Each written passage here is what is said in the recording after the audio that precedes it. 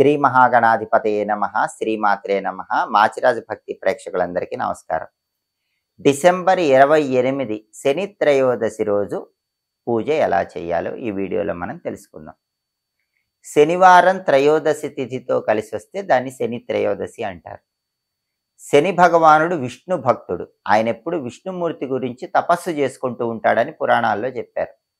మనకి మార్గశిర మాసం విష్ణుమూర్తికి ఇష్టమైన మాసం కాబట్టి మార్గశిర మాసంలో వచ్చే శని త్రయోదశి చాలా శక్తివంతమైనది. కాబట్టి డిసెంబర్ 28 శనివారం మార్గశిర మాసంలో వచ్చే శని త్రయోదశి. ఆ రోజు శని పూజ చేసినట్లయితే శని దోషాల నుంచి చాలా తొందరగా బయటపడవచ్చు.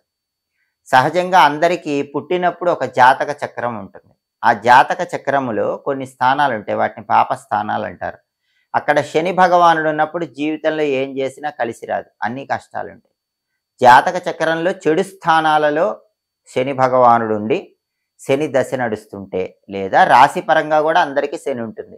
కొంతమందికి ఏలినాటి శని ఉంటుంది, కొంతమందికి అష్టమ శని, కొంతమందికి అర్ధాష్టమ శని, కొంతమందికి సప్తమ శని, కొంతమందికి కంటక శని, కొంతమందికి వ్యయ శని, ఇలా రకరకాలుగా శని దోషం ఉంటుంది. ప్రస్తుతం అయితే మాత్రం మకర రాశి, కుంభరాశి, మీనరాశి ఈ 3 రాశుల వాళ్ళకి ఏలినాటి శని నడుస్తోంది. వృశ్చిక రాశి వాళ్ళకి అర్ధాష్టమ శని నడుస్తోంది. కర్కాటక రాశి వాళ్ళకి అష్టమ శని నడుస్తోంది. సింహరాశి వాళ్ళకి సప్తమ శని నడుస్తోంది. అలాగే మీనరాశి, కుంభరాశి, మకర రాశితో పాటుగా వ్యయ శని దోషము అని ఉంటుంది. ఆ వ్యయ శని దోషము ఎవరికి నడుస్తుందంటే, అంటే శని భగవానుడు 12వ ఇంట్లో ఉంటే దాన్ని వ్యయ శని దోషం అంటారు. అది ఏలినాటి శనిలో భాగమే. అది మీనరాశి వాళ్ళకి ప్రత్యేకమైన ప్రభావాన్ని చూపిస్తుంది. ఇలా ఈ రాశులన్నిటికీ కూడా శని ప్రభావం ఉంది. అలాగే కంటక శని అంటారు. శని 10th హౌస్లో ఉన్నప్పుడు కంటక శని అంటారు.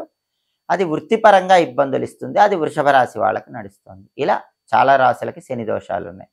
అలాంటి శని దోషాలు పోవాలన్నా కూడా మార్గశిర మాసంలో వచ్చే శని త్రయోదశి రోజు శని పూజ చేసుకోవాలి. శని పూజ ఎలా చేయాలి? ఉదయం పూట నవగ్రహాల దగ్గరకు వెళ్ళాలి, నవగ్రహాలకు ప్రదక్షిణలు చేయాలి. శని త్రయోదశి రోజు నవగ్రహాలకు ఎన్ని ప్రదక్షిణలు చేయాలండి అంటే 25 ప్రదక్షిణలు చేయాలి. 25 ఎందుకు చేయాలి? జాతకంలో శని దశ 19 సంవత్సరాలు ఉంటుంది. ఏ గ్రహానికైనా ప్రదక్షిణలు చేసేటప్పుడు సూర్యుడికి సంబంధించిన ప్రదక్షిణలు కూడా కలుపుకొని చేస్తే ఆ గ్రహం తొందరగా అనుగ్రహిస్తుంది. సూర్యుడి దశ జాతకంలో 6 సంవత్సరాలు ఉంటుంది కాబట్టి సూర్యుడికి 6 ప్రదక్షిణలు ఉంటాయి. శని దశ జాతకంలో 19 సంవత్సరాలు ఉంటుంది కాబట్టి శనికి 19 ప్రదక్షిణలు ఉంటాయి. కాబట్టి నవగ్రహాలకు ప్రదక్షిణలు చేసేటప్పుడు శని అనుగ్రహించాలంటే సూర్యుడి ప్రదక్షిణలు 6, శని ప్రదక్షిణలు 19, ఈ రెండు కలుపుకొని చేయాలి. 19 + 6 అంటే 25 ప్రదక్షిణలు చేయాలి. అప్పుడు జాతకంలో శని యోగిస్తాడు. అయితే రాశి శని దోషాలకు ఇలా చేయక్కర్లేదండి. కేవలం ఎవరికైనా పుట్టినప్పుడు జాతకంలో జన్మ జాతకం, జన్మ కుండలి, జాతక చక్రంలో శని బాలేడు అనుకోండి, శని దశ నడుస్తుంది అనుకోండి, అలాంటి వాళ్ళు మాత్రం ఈ శని త్రయోదశి రోజు 25 ప్రదక్షిణలు చేయండి. చేస్తూ ఓం శం శనైశ్చరాయ నమః అనుకోండి.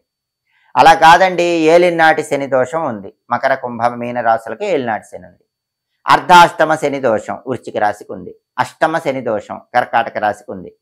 కంటక శని దోషం వృషభ రాశి వాళ్ళకు ఉంది. సప్తమ శని దోషం సింహరాశి వాళ్ళకు ఉంది. వీళ్ళు ఏం చేయాలి? నవగ్రహాలకి 9 ప్రదక్షిణలు చేసుకోండి, సరిపోతుంది. ఓం శం శనైశ్చరాయ నమః అనుకుంటూ ప్రదక్షిణలు చేయండి. మరి నవగ్రహాల్లో శని విగ్రహానికి ఏమైనా అభిషేకం చేయాలంటే అందరూ ఏం చేస్తారంటే నువ్వుల నూనెతో అభిషేకం చేస్తారు. దాంతోపాటుగా కొబ్బరి నీళ్ళతో అభిషేకం చేస్తే ఫైనాన్షియల్గా బాగుంటుంది. ఏమంటే మాకు ఆర్థికంగా బాగా కలిసి రావాలి, డిసెంబర్ 28 శనివారం శని త్రయోదశి ఏం చేయాలంటే నవగ్రహ ఆలయంలో శని విగ్రహానికి కొబ్బరి నీళ్లు పోయండి, ఆర్థికంగా కలిసి వస్తుంది. మాకు అపమృత్యువులు ఉండకూడదండి, మాకు జాతక దోషాలు తొలగిపోవాలండి, ఆవ నూనె శని విగ్రహం మీద పోయండి, ఆవాల నూనె మస్టర్డ్ ఆయిల్తో అభిషేకం చేయండి. అనారోగ్యాలు ఉండకూడదండి, నువ్వుల నూనెతో శని విగ్రహానికి అభిషేకం చేయండి. నవగ్రహ ఆలయంలో శని విగ్రహం దగ్గర ఈ శని త్రయోదశి రోజు పిడికెడు రాళ్ళ ఉప్పు పోయండి, లేదా కొన్ని జమ్మి ఆకులు ఉంచండి, లేదా నల్ల నువ్వులు కొన్ని ఆ శని విగ్రహం దగ్గర ఉంచండి. ఈ మూడిట్లో ఏదో ఒక పని చేయండి చాలు. పిడికెడు రాళ్ళ ఉప్పు కానీ కొన్ని జమ్మి ఆకులు కానీ కొన్ని నల్ల నువ్వులు కానీ శని విగ్రహం పాదాల చెంత ఉంచండి. లేదా నీలం రంగులో ఉన్న పూలు శని విగ్రహం పాదాల చెంత ఉంచండి. వీటిలో ఏది చేసినా చాలా మంచిది. అలాగే శని త్రయోదశి రోజు నువ్వుల దానం ఇచ్చుకుంటే చాలా మంచిది. డిసెంబర్ 28 శనివారం మార్గశిర మాసంలో వచ్చే శని త్రయోదశి కాబట్టి ఆ రోజు ఇచ్చే నువ్వుల దానం చాలా శక్తివంతమైంది. మరి ఆ రోజు నువ్వులు ఎలా దానం ఇవ్వాలండి? ఏ సమయంలో దానం ఇవ్వాలి? 1.25 kg నల్ల నువ్వులు దానం ఇవ్వాలి. అది కూడా ఎలా ఇవ్వాలంటే 1.25 kg నల్ల నువ్వులు, ఒక ఇనుప మేకు, కొద్దిగా దూది, 1 కిలో పెసరపప్పు వీటన్నిటిని నల్లటి వస్త్రంలో మూటగట్టి ఆ రోజు ఉదయం 6 నుంచి 7 గంటల మధ్యలో కానీ, మధ్యాహ్నం 1 నుంచి 2 మధ్యలో కానీ, రాత్రి 8 నుంచి 9 మధ్యలో కానీ ఎక్కడైనా దేవాలయ ప్రాంగణంలో పంతులు గారికి దానం ఇవ్వండి. అలా దానం ఇస్తే ఆ దానం సంపూర్ణ ఫలితాలు ఇస్తుంది. ఏమంటే మేము పూజలు చేసుకోలేము, దానాలు ఇచ్చుకోలేము, ఇవన్నీ సాధ్యం కాదు. ఏదైనా స్తోత్రం ఉందా చాంటింగ్ చేసుకోవటానికి లేదా వినటానికి అంటే దశరథ ప్రోక్త శని స్తోత్రం అని ఉంటుంది. దీన్నే దశరథ కృత శని స్తోత్రం అని కూడా అంటారు.